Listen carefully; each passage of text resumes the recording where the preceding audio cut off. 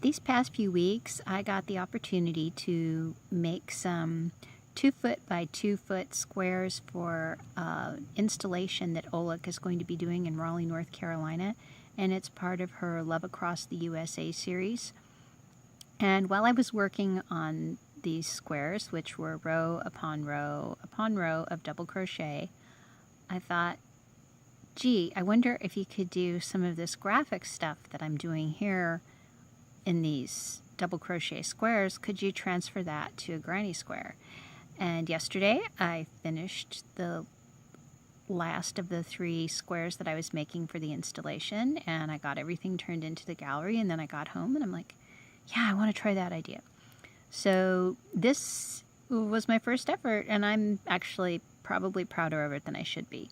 So I call this a granny heart square, and it's all granny stitches, all granny crochet.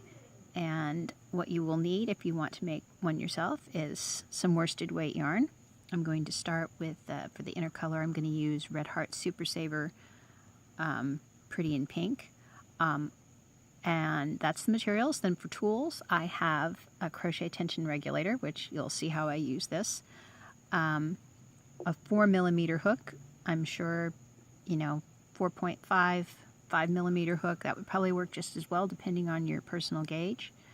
A pair of scissors so you can trim the ends, and my personal favorite thing, a bent tip yarn needle for weaving in all of those ends that you trim.